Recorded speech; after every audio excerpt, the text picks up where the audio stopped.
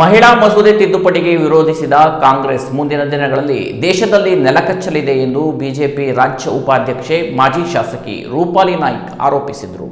ನಗರದ ಪತ್ರಿಕಾ ಭವನದಲ್ಲಿ ಮಾತನಾಡಿದ ಅವರು, ಮಹಿಳೆಯರ ದಶಕಗಳ ಕನಸಾದ ನಾರಿ ಶಕ್ತಿ ವಂದನಾ ಅಧಿನಿಯಮಕ್ಕೆ ಕಾಂಗ್ರೆಸ್ ಹಾಗೂ ಇಂಡಿ ಮೈತ್ರಿಕೂಟ ಅಡ್ಡಗಾಲು ಹಾಕಿ ಮಹಿಳಾ ವಿರೋಧಿ ನಿಲುವು ತೋರಿದೆ ಎಂದು ಟೀಕಿಸಿದರು. ದೇಶದ 70 ಕೋಟಿ ಮಹಿಳೆಯರಿಗೆ ಶೇಕಡಾ 33 ಮೀಸಲಾತಿ ಹಕ್ಕನ್ನು ದಶಕಗಳ ಕಾಲ ಕಸಿದುಕೊಂಡವರನ್ನು ಮಹಿಳೆಯರು ಕ್ಷಮಿಸುವುದಿಲ್ಲ ಎಂದರು. ಪ್ರಧಾನಮಂತ್ರಿ ನರೇಂದ್ರ ಮೋದಿ ನೇತೃತ್ವದಲ್ಲಿ ಕೇಂದ್ರ ಸಚಿವ ಸಂಪುಟವು ಶಾಸನ ಸಭೆಗಳಲ್ಲಿ ಶೇಕಡಾ 33 ಮೀಸಲಾತಿ ನೀಡುವ ತೀರ್ಮಾನ ಕೈಗೊಂಡು ಸಂಸತ್ತಿನಲ್ಲಿ ಮಂಡಿಸಿದರೂ ವಿರೋಧ ಪಕ್ಷಗಳು ಅದನ್ನು ತಡೆದಿವೆ ಎಂದು ದೂರಿದರು. ಮಹಿಳೆಯರು ವಿವಿಧ ಕ್ಷೇತ್ರಗಳಲ್ಲಿ ಸಾಧನೆ ಮಾಡುತ್ತಿದ್ದರೂ ಅವರಿಗೆ ರಾಜಕೀಯ ಪ್ರಾತಿನಿಧ್ಯ ಸಿಗುವುದನ್ನು ಕಾಂಗ್ರೆಸ್ ಸಹಿಸಿಕೊಳ್ಳುತ್ತಿಲ್ಲ ಎಂದರು. ಮಸೂದೆ ಜಾರಿಗೆ ಶ್ರೇಯಸ್ಸು ಪ್ರಧಾನಿಗೆ ಸಿಗುತ್ತದೆಂಬ ರಾಜಕೀಯ ದ್ವೇಷದಿಂದ ಕಾಂಗ್ರೆಸ್ ಬೆಂಬಲ ನೀಡಿಲ್ಲ ಎಂದು ಆರೋಪಿಸಿ ಮುಂದಿನ ಚುನಾವಣೆಯಲ್ಲಿ ಮಹಿಳೆಯರು ತಕ್ಕ ಪಾಠ ಕಲಿಸಲಿದ್ದಾರೆ ಎಂದರು.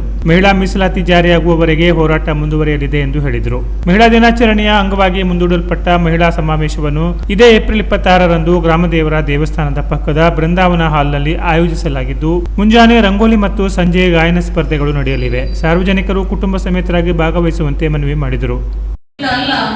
ಎಲ್ಲ ಕ್ಷೇತ್ರದಲ್ಲೂ ಶಿಕ್ಷಣ ರಂಗದಲ್ಲಿ, ರಾಜಕೀಯದಲ್ಲಿ, ಆರ್ಮಿಯಲ್ಲಿ, ನೇವಲ್ ಬೇಸ್ನಲ್ಲಿ, ದೊಡ್ಡದಾದ ಕಂಪನಿಯಲ್ಲಿ ಸಿಒರಾಗಿ ಬಹಳಷ್ಟು ವಿಷಯದಲ್ಲಿ ಪೈಲಟ್ಗಳಾಗಿ ಮಹಿಳೆಯರು ಒಂದು ಸಾಧನೆ ಮಾಡಿದ್ದಾರೆ. ಆ ಎಲ್ಲ ಸಾಧನೆಯಲ್ಲಿ ಇವತ್ತು ರಾಜಕೀಯವಾಗಿ ಕೂಡ ಮಹಿಳೆಯರು ಮುಂದಕ್ಕೆ ಬರಬೇಕು. ರಾಜ್ಯಸಭೆ ಮತ್ತೆ ವಿಧಾನಸಭೆ ಮತ್ತೆ ಲೋಕಸಭೆಯಲ್ಲಿ ಕೂಡ ಆ ಮೀಸಲಾತಿ 33%ಗೆ ಏರಿಸಿಕೊಂಡು ಅಲ್ಲಿ ಜಾಸ್ತಿ ಅಂದ್ರೆ ಡಿಲಿಮಿಟೇಷನ್ ಮಾಡಿ ಕ್ಷೇತ್ರ ಮರುವಿಂಗಡಣೆ ಮಾಡಿ ಅಲ್ಲಿ ಹೆಚ್ಚಿನ ಸಂಖ್ಯೆಯನ್ನು ಮಹಿಳಾ ಮೀಸಲಾತಿಗೆ ಕೊಟ್ಟು ಅಲ್ಲಿ ಅವರಿಗೆ ಸ್ಥಾನಮಾನ ಕೊಟ್ಟು ಗೌರವ ಕೊಡಬೇಕು ಅನ್ನುವ ನಿಟ್ಟಿನಲ್ಲಿ ಮೋದಿಜಿಯವರಿಗೆ ಈ ಒಂದು ಮಂಡನೆ ವಿಧೇಯಕ ಮಸೂದೆಗೆ ಅಂಗೀಕಾರ ಆಗಬೇಕಾಗಿತ್ತು. ಆದರೆ ಅದು ನಿನ್ನೆ ದಿವಸಕ್ಕೆ ಫೇಲ್ಯೂರ್ ಆಗಿದೆ, ಬಹಳ ನೋವು ಆಗಿದೆ. ಇದನ್ನು ಅಪೋಸಿಷನ್ ಪಾರ್ಟಿ ಅಂತ ಹೇಳ್ಕೊಳ್ಳುವಂತ ವಿರೋಧ ಪಕ್ಷದವರು, ಕಾಂಗ್ರೆಸ್ನವರು ಇವರ ಚಾಳಿನೇ ಹೀಗೆ. ಇತಿಹಾಸದಲ್ಲಿ 75 ವರ್ಷಗಳಿಂದ ಈ ತನಕನೂ ಕೂಡ ಅವರು ಪ್ರಧಾನಿಯಾದರು, ಪ್ರೆಸಿಡೆಂಟ್ ಆದರು, ಅವ್ರದೇ ಆದ ಜನಗಳು ಇವತ್ತು ಅವರು ಬಹಳ ನೋವಿನಿಂದ ಇರುವಂತ ಪರಿಸ್ಥಿತಿ ಉದ್ಭವ ಮಾಡ್ಕೊಂಡಿದ್ದಾರೆ. ಯಾಕಂದ್ರೆ ಇವತ್ತು ಏನು ಇದೆಲ್ಲ ಕ್ರೆಡಿಟ್ ಇವತ್ತು ಮಹಿಳಾ ಮೀಸಲಾತಿ ನಾರಿ ವಂದನಾ ಮಸೂದೆ ಏನಾದ್ರೂ ಪಾಸ್ ಆದ್ರೆ ಇದು ಮೋದಿಜಿಯವರಿಗೆ ಕ್ರೆಡಿಟ್ ಬರ್ತದೆ. ಮೋದಿಜಿಯವರು ಚಾಯ್ನಾ ಬಿಡ್ತಾರೆ. ಪ್ರತಿ ಸಲ ಅದನ್ನೇ ಅವರು ಮಾತಾಡ್ತಾ ಇದ್ರು. ಬಹಳ ಅಸಹ್ಯಕರ ಮಾತು. ಯಾಕಂದ್ರೆ ಮೋದಿಜಿಯವರು ಇದನ್ನು ಸಹ ಹೇಳಿದ್ರು ನಿನ್ನೆ ಹೊತ್ತಿಗೆ. ಇಲ್ಲಿ ಏನಾದ್ರು ಈ ವಿಧೇಯಕ ಪಾಸ್ ಆದ್ರೆ ಮಸೂದೆ ಮಂಡನೆ ಆದ್ರೆ ನಾಳೆ ದಿವಸ ಕ್ರೆಡಿಟ್ ನೀವೇ ತಗೊಳ್ಳಿ, ಬೇಕಾದ್ರೆ ನೀವು ಪೋಸ್ಟರ್ಗಳನ್ನ ಹಚ್ತೇವೆ, ನಮ್ಮಲ್ಲಿರುವಂತಹ ಸರ್ಕಾರದ ಫಂಡ್ ಅನ್ನು ತಗೊಂಡು ಬೇಕಾದ್ರೆ ಪೋಸ್ಟರ್ ಹೇಳ್ತೇವೆ ಅಂತ ಸ್ವತಃ ಮೋದಿಜಿಯವರು ಹೇಳಿದ್ರು. ಆದ್ರೂ ಕೂಡ ಒಂದು ಮಹಿಳಾ ಮೀಸಲಾತಿಗೆ ಅವರು ಎಲ್ಲಿಯೂ ಕೂಡ ಒಂದು ಸಪೋರ್ಟ್ ಮಾಡದೆ ಅವರ ಈಗಲೂ ಕೂಡ ವಿರೋಧ ಪಕ್ಷದ ನಾಯಕರೇ ಈ ತರ ಅನ್ನೋದಕ್ಕೆ ಅವರು ತೋರಿಸ್ಕೊಟ್ಟಿದ್ದಾರೆ.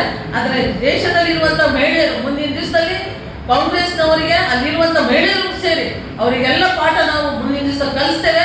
ಯಾಕಂದ್ರೆ ಕಾಂಗ್ರೆಸ್ ಅನ್ನು ಈ ಹಂತದಲ್ಲ ಮುಂದಿನ ಹಂತದಲ್ಲಿ ಯಾರು ಕೂಡ ಕಾಂಗ್ರೆಸ್ ಪಕ್ಷ ಇರಬಾರದನ್ನೋ ನಿಟ್ಟಿನಲ್ಲಿ ಭಾರತೀಯ ಜನತಾ ಪಾರ್ಟಿ ಅಷ್ಟೇ ಅಲ್ಲ, ಇಡೀ ರಾಜ್ಯಾದ್ಯಂತ ಅಷ್ಟೇ ಅಲ್ಲ, ಭಾರತ ದೇಶದಲ್ಲಿರುವಂತಹ ಎಲ್ಲ ಮಹಿಳೆಯರು ಅವ್ರಿಗೆ ಪಾಠ ಕಲಿಸ್ತಾರೆ. ಬಂದಂತ ದೇವರು ಅನ್ನೋ ಲೆಕ್ಕದಲ್ಲಿ ಅವರನ್ನು ಪೂಜೆ ಮಾಡ್ತಾ ಇರುವಂತ ನಾವು ಮಹಿಳೆಯರು ಇವತ್ತು ಕಾಂಗ್ರೆಸ್ಸಿನ ಇದಕ್ಕೆ ನಮಗೆ ಒಂದು ಹಿನ್ನಡೆಯಾಗಿದೆ. ಆದರೆ ನಾವು ಇದಕ್ಕೆ ಬಗ್ಗುವುದಿಲ್ಲ.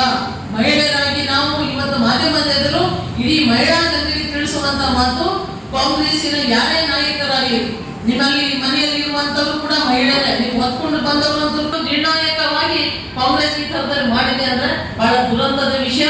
ಮುಂದಿನ ದಿವಸದಲ್ಲಿ ಕಾಂಗ್ರೆಸ್ ಪಕ್ಷಕ್ಕೆ ಅಲ್ಲಿರುವಂತಹ ಪ್ರತಿಪಕ್ಷದ ನಾಯಕರು ಕೂಡ ಒಂದು ದೊಡ್ಡದಾದ ಒಂದು ಮುಂದಿನ ದಿವಸದಲ್ಲಿ. ಸುದ್ದಿಗೋಷ್ಠಿಯಲ್ಲಿ ನಯನಾ ನಿಲಾವರ್, ಸುಜಾತಾ ಬಾಂದೇಕರ್, ಮಾಲಾ ಹುಲಸ್ವಾರ್, ವೈಶಾಲಿ ತಾಂಡೇಲ್, ಕಲ್ಪನಾ ನಾಯ್ಕ್, ರೇಷ್ಮಾ ಮಾಳ್ಸೇಕರ್, ಸಂಜಯ್ ಸಾಳುಕೆ ಉಪಸ್ಥಿತರಿದ್ದರು. Canara plus news, Karwar.